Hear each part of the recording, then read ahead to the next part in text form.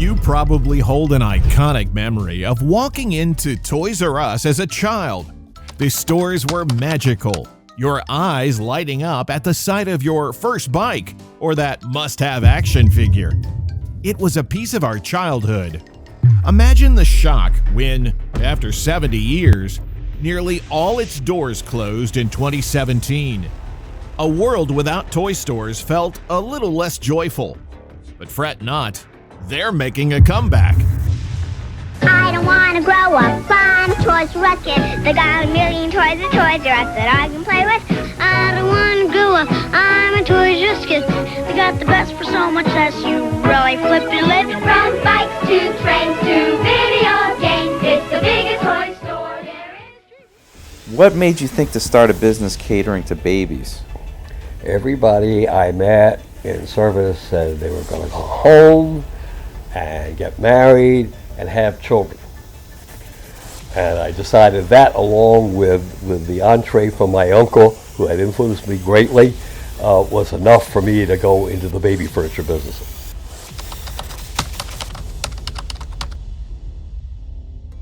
All stories, just like the children's fairy tales and movies, and a visit to Toys R Us brought to life for kids around the world, have to have a beginning, and this one is no different. Back in 1948, after returning from World War II service, a young entrepreneur named Charles Lazarus took over his father's furniture store in Washington, D.C. One day, he noticed something interesting. A nickel ride for children he offered in the store was a huge hit. This small amusement park-style ride cost just a nickel, a common practice for such rides at the time. Seeing the pure joy it brought to kids sparked an idea in Lazarus's mind. Lazarus realized that, unlike most things you buy, toys have a short shelf life. Kids break them, outgrow them, and constantly crave something new. This means parents were constantly coming back for more. He basically realized that kids are like tiny toy-destroying tornadoes, leaving a trail of broken plastic and empty wallets in their wake. But that meant a potential goldmine for a store that catered solely to that need. That was the birth of Toys R Us, and even Lazarus, confident in his idea, wouldn't ever have imagined the success it would become. Before Toys R Us, toy stores were often small, independent retailers, and you might have to shop around for the toy you needed. And that's where Lazarus's genius took shape. Lazarus started small, dedicating only a small section of his furniture store to selling toys in 1948. It was called Children's Bargain Town. This initial foray into the toy world proved successful, and by 1957, Lazarus was ready to take a big leap and a big risk. I did anticipate to some extent. I had no idea where it would go to. I thought there would be a baby boom. I had no idea of the size of what the toy business can be. In that year, he opened the first store, dedicated solely to toys, christening it Toys R Us, with its now iconic backwards R logo. The backwards R was actually a design choice Lazarus made himself, wanting the logo to stand out. It even came with its own joyful mascot. Geoffrey the Giraffe, the beloved mascot of Toys R Us, has a storied history dating back to the 1950s, when he first graced the pages of print adverts for the store, when it was still known as Children's Bargain Town, and was called Dr. G-Raff. Over the years, Geoffrey underwent several transformations, evolving into the lovable character still fondly remembered and loved today. Renamed simply as Geoffrey, he was shown as a family man, often appearing with his wife and 2 children. Originally hand-drawn and animated, Geoffrey briefly transitioned into live action in 2001, with the honor of providing his voice falling to Jim Hanks, brother of renowned actor Tom Hanks. In a further makeover in 2007, Geoffrey's iconic spots were replaced by stars, returning him to his beloved 2D form. Through his various iterations, Jeffrey remains an enduring symbol of joy and wonder for generations of children and families. The end result of all this was a revolution. Lazarus's vision was simple, yet completely fresh and exciting, creating a supermarket for toys, a place with a mind-blowing selection, where kids could roam aisles, overflowing with everything imaginable. It wasn't just about having a lot of toys in stock. It was about making a whole new shopping experience. In 1957, the first big box Toys R Us opened its doors. Forget cramped aisles. This was a toy wonderland. Wide spaces showcased a mind-blowing selection of everything imaginable, from dolls and action figures to board games and bicycles. It was like a supermarket, but just for toys. A wonderland where kids could roam freely, their imaginations ignited by endless possibilities. But this wasn't just about fun, it was about strategy. The big box format allowed Toys R Us to buy toys in bulk, which meant aggressive pricing. They could undercut competitors, offering parents better deals on the toys their kids craved. With a huge inventory, Toys R Us almost guaranteed you'd find what you were looking for. No more multi-store treks. Toys R Us became a one-stop shop for all things playtime. In 1966, Charles Lazarus sold control of Toys R Us to Interstate Department Stores Incorporated for expansion capital, remaining CEO. With newfound resources, the company aggressively expanded nationwide, becoming the largest toy retailer in the U.S. by 1978. Through tactics like loss leader pricing, Toys R Us dominated the market, achieving a quarter of all U.S. toy sales by the mid-1980s and expanding to over 1,300 stores worldwide by 1990. Their strategy made them a go-to destination for parents seeking the latest toys for their children. But the brilliance of their marketing and sales approach didn't stop there. Remember the excitement of meeting your favorite athlete or celebrity at a toy store? Toys R Us understood the power these real-life heroes had with children. They didn't just think about selling toys. They wanted to create entire experiences, such as partnering with big names like NBA legend Magic Johnson. But just how did these star appearances boost sales at a toy store? Well, for a young basketball fan, or even an adult one, seeing Magic Johnson was signing autographs or promoting a new line of sports toys at Toys R Us meant people were visiting stores even if they didn't need anything.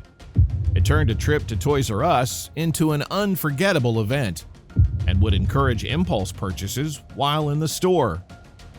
The celebrity appearances generated excitement, drew in customers, and strengthened the emotional connection kids and their parents had with Toys R Us. It became more than just a toy store, it was a place where dreams came true. And that translated to happy parents and overflowing shopping carts. Due to these innovations, by the mid-1980s, Toys R Us had grown into a retail giant and had captured a significant portion of the U.S. toy market.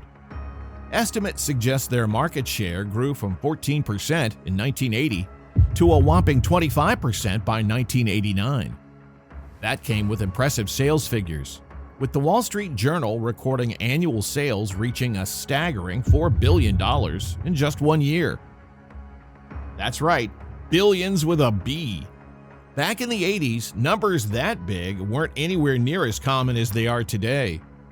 However, Toys R Us wasn't content with dominating just in the US. They had firmly set their sights on global domination. International stores began popping up in Canada, Europe, and even Asia. They even partnered with established companies like McDonald's in Japan to open toy stores in that country. And by working with a Western brand that already had a foothold in Japan, it showed real business smarts, minimizing risk in a market they didn't yet understand. By the end of the 1980s, Toys R Us had become a huge cultural phenomenon. It became synonymous with childhood, a place woven into the fabric of growing up for kids across the globe. It's hard to forget the anticipation of walking through those giant doors, the sensory overload of colors, sounds, and endless aisles of possibilities. That iconic jingle, "I don't want to grow up, I'm a Toys R Us kid," wasn't just a catchy hook line. It managed to capture the essence of childhood, what all kids feel, that Peter Pan idea of never growing up. Because childhood is so great. It didn't sell toys, it sold a feeling, the joy of discovery, the thrill of finding that perfect gift, the excitement of a birthday or Christmas wish about to come true for some lucky child, and the huge amount of joy that brings. I don't want to grow up, don't want to grow up. I don't want to grow up, don't want to grow up. I don't want to grow up. I'm a Toys R Us kid. Let's face it, Toys R Us was a wonderland for kids and a potential minefield for parents' bank accounts. But that's all part of the magic. It was a destination for families, a place to create lasting memories, somewhere to spend a few hours on a rainy afternoon, and somewhere children begged their parents to take them. Just think back to those childhood trips to Toys R Us. The first time you saw your dream bike gleaming under the lights. The excitement of picking out a new board game for family night. The sheer joy of a stuffed animal that was about to become your constant companion. Those moments, fueled by Toys R Us, became cherished parts of childhood. Toys R Us was, for many, a core memory of being a kid. But as they say, what goes up must come down. A host of challenges eventually led this giant of the toy world into decline and ruin. But there's also its surprising comeback story that's unfolding even today. But we'll get back to that later. Here you go. Thanks. The biggest toy store chain in the world, I don't want to grow up. I'm a Toys R Us kid. now facing a very grown-up problem, filing for bankruptcy and $5 billion in long-term debt as foot traffic slows down in its nearly 900 U.S. stores. Unfortunately, the magic wouldn't last forever. By the late 1990s, new challengers began to emerge on the toy scene, and the fortunes of this retail giant began to decline. The 1980s and early 1990s, Toys R Us still held a dominant position in the toy market, boasting a sprawling network of stores across the country and around the world. However, the market was starting to shift. Large generalist retailers like Walmart and Target saw the money-making potential of toy sales and quickly started to expand their own toy selections, and large toy aisles were soon popping up in these stores. With advanced supply chain management, these mega retailers had the ability to undercut Toys R Us on pricing, something Toys R Us had built its success on when it rose to the top of the global toy retail industry. This became a huge challenge to its market dominance. Willing to take a small profit loss on the hottest toys to offer lower prices, Walmart and Target gained more and more of the toy market. At the same time, something new and innovative was happening with the growth of the internet. Online shopping was a completely new threat to Toys R Us, which had a traditional brick-and-mortar model and wasn't quick enough to change. Other toy stores like KB Toys beat Toys R Us to the punch. They began offering a more focused and personalized shopping experience compared to the vast warehouse-like layouts of Toys R Us stores. This was way more successful in opposition to online stores than the huge stores owned by Toys R Us. As a result of these factors, by the late 1990s, Toys R Us began losing ground. Its share of overall toy sales dwindled from a leading 25% in 1990 to just 18% by 1997. Profits were squeezed as operating margins dropped from over 12% to just 8% over the same period. Faced with the declining market share and dwindling profits, Toys R Us management recognized the need for intervention. The company required a substantial investment of capital so it could modernize its stores and start to improve its e-commerce capabilities to compete with its rivals. Toys R Us filed for Chapter 11 bankruptcy protection in 1998. This legal process allowed the company to restructure its debt while continuing with normal business operations. This was a lifeline during a period of transition, And without it, Toys R Us might have closed its doors right there and then. The company found a way to go on, but it wasn't out of trouble entirely. In the early 2000s, Walmart and Target increased their focus on the toy market, giving even more space to the high-profit toys and games within their huge superstores. Toys R Us was busy grappling with the burden of maintaining hundreds of large stores, each one needing a large level of staffing and expensive operational costs. The generalist stores had much lower overhead expenses and could completely kill Toys R Us on pricing. This intense competition completely destroyed Toys R Us' bottom line, and profits fell off a cliff between 2000 and 2004. Even though it tried to adapt to the evolving retail landscape, the company struggled to stay relevant. By the mid-2000s, it became clear that Toys R Us needed a complete overhaul of its business strategy to survive in a market that was becoming more and more cutthroat. Seeing the company's vulnerable position, private equity firms Bain Capital and KKR entered into a $6.6 billion buyout of Toys R Us in 2005. This gave the business the time and flexibility to make the needed changes in its operation, but it also saddled Toys R Us with an enormous amount of debt. The annual interest payments alone were more than $400 million. This heavy financial burden made it impossible to invest, and investment was the only thing that would save the company from the worst fate. Even though the business tried to change and adapt in what was a completely different age to the one it dominated, Toys R Us struggled to recapture the magic that had once made it a much-loved destination for families. Shoppers grew increasingly frustrated with the poor level of selection and the shopping experience on offer, especially when they could hit a few keys online and have the exact toy they wanted at their front door a day later. Even though it was on the ropes, Toys R Us was still the largest dedicated toy retailer in the US and still had over 800 stores, with annual sales exceeding $11 billion. Sales, however, is only part of the story. Profitability was still poor, and the company only experienced one profitable year between 2006 and 2013, showing that this was still a giant on its knees. Then the signs of the end began to appear. In early 2017, Toys R Us announced plans to close down 180 U.S. stores to try and stabilize the company. Unfortunately, this was too little, too late. The decades of falling market share, competitive pressure, and the massive debt burden had all taken their toll, and it was all downhill from this point onwards. The nearly 70-year-old Toys R Us is looking to potentially file for bankruptcy due to its massive debt. Holiday sales came in far below expectations in 2017. In September, Toys R Us filed for bankruptcy.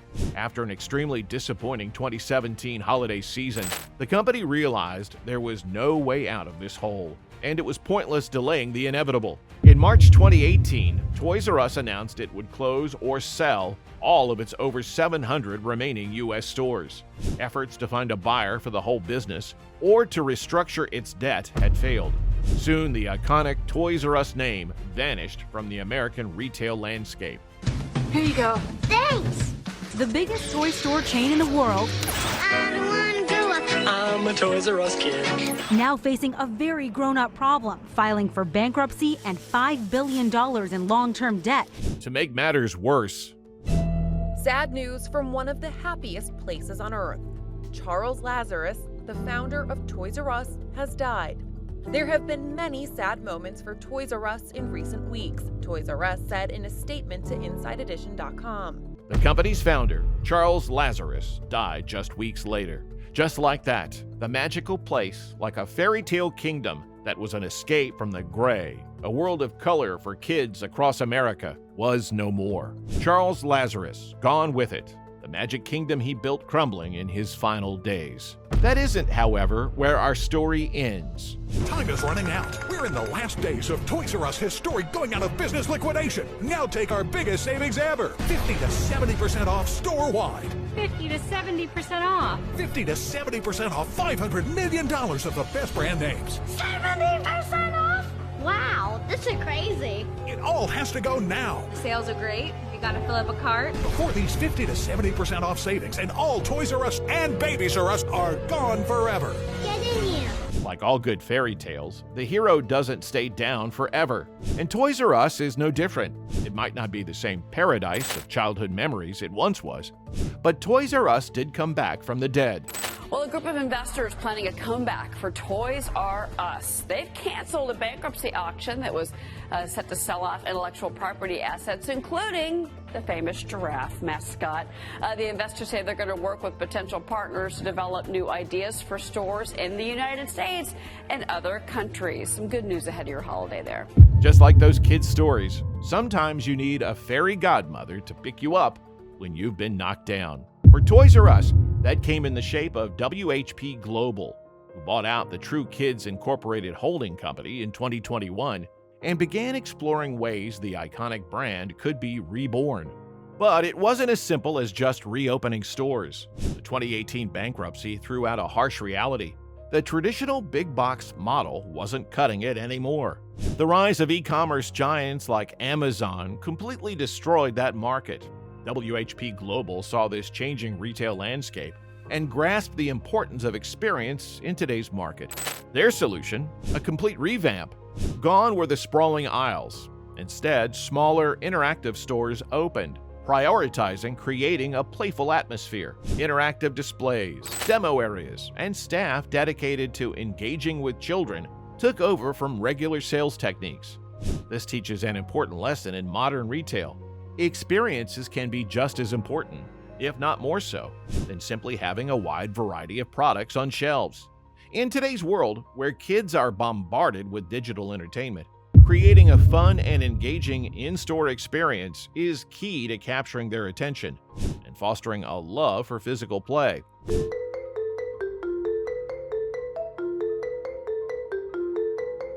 The funniest thing is, that's exactly what drew kids in when Toys R Us was at its peak in the 1980s, the experience. Unfortunately, the company lost its way, but WHP seems to have put it back on the right track. That's not the only old-school Toys R Us marketing trick they've used either. Mr. Beast opened a burger joint next to a store in 2023, and Toys R Us made sure to use his visit to create a huge buzz. Yourself, Jeffrey. Mr. Beast really liked your gift. You are sure to be fast friends. Speaking of friends, you have quite a few yourself. Fast forward to 2024, and WHP Global is building on the long-lasting power of the Toys R Us brand. While the standalone stores closed back in 2021 due to mixed levels of success, the company isn't shying away from the retail landscape altogether. Instead, they've recognized Macy's established customer base and prime retail locations and built a strategic partnership. These shop-in-shop formats offer a curated selection of Toys R Us favorites, allowing the brand to keep its identity while benefiting from Macy's foot traffic. This strategy reflects a growing trend in retail, synergistic partnerships.